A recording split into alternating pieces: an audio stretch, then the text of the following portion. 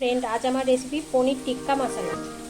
তার জন্য আমি দুটো পেঁয়াজ এবং দুটো টমেটোকে এরকমভাবে কেটে নিয়েছি। এবার আমি এটা ভেজে নেব। ভাজার জন্য এখানে আমি একটি কড়াই গ্যাসে বসিয়ে গ্যাসটা অন করে দেব। এবার দিয়ে দেব সামান্য পরিমাণ তেল। আমি এখানে সাদা তেল ইউজ করছি।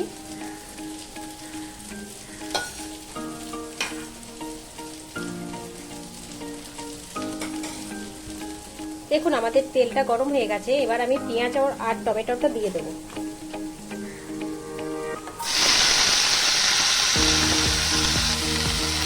পেঁয়াজ আর টমেটোটা আমি খুব বেশি ফ্রাই করব না, হালকা ফ্রাই করে নেব। এখানে আমি 100 ml দুধ নিয়েছি। এবার এখানে আমার কাছে আছে পনির টিক্কা মশলা। এটি এবার দুধে মিক্স করে নেব।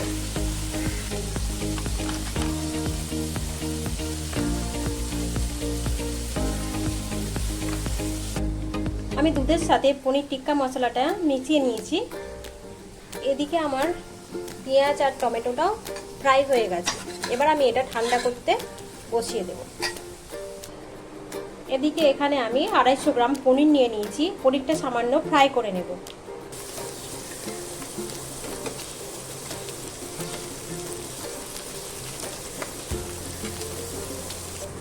দেখুন বন্ধুরা, আমাদের পনিরটা ফ্রাই হয়ে গেছে। এবার আমি পনিরটাকে নামিয়ে নেব। পনিরটা নামিয়ে নিয়েছি। ওইদিকে পেঁয়াজ আর টমেটোটাও ঠান্ডা হয়ে গেছে। এবার আমি ওটা পেস্ট করে নেব মিক্সিতে দিয়ে। আমার পেস্ট করা হয়ে গেছে মশলাটা। এদিকে আমি গ্যাসে কড়াইও বসিয়ে দিয়েছি। এবার আর সামান্য তেল দিয়ে এবার দিয়ে দেবো আমি টমেটো আর পেঁয়াজের পেস্ট।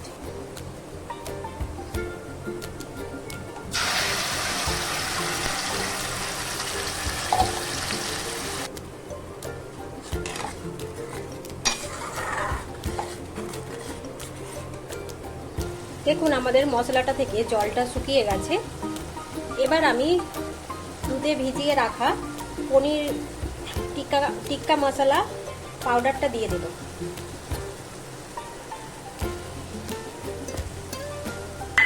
এবার আমি দুটোকে কিছুক্ষণ ধরে এরকম ভাবে মশলাটা কষিয়ে নেব। আমাদের মশলাটা খুব ভালোভাবে ফ্রাই হয়ে গেছে।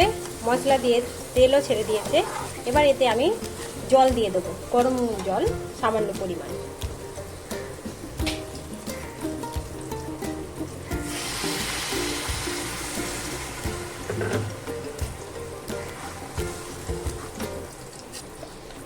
এবার দিয়ে দেবো আমি ভেজে রাখা পনিরটা।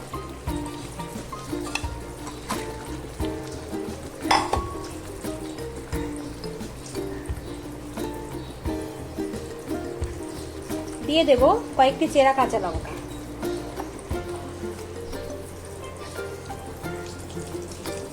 আপনারা গ্রেভিটা একবার টেস্ট করে দেখে নেবেন। যেহেতু মশলাতে সবকিছু দেয়া থাকে, আমার লাগলো সামান্য পরিমাণ লবণ লাগবে, তাই আমি সামান্য পরিমাণ লবণ দিয়ে দিলাম। এবার দিয়ে দেব আমি বাটার।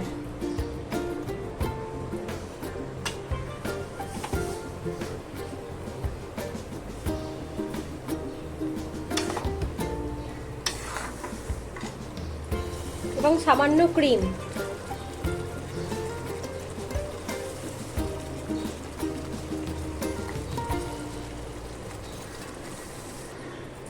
আমাদের গ্রেভিটা একদমই রেডি হয়ে গেছে। এবার আমি ওপর থেকে ধনেপাতা কুচি ছড়িয়ে দেব।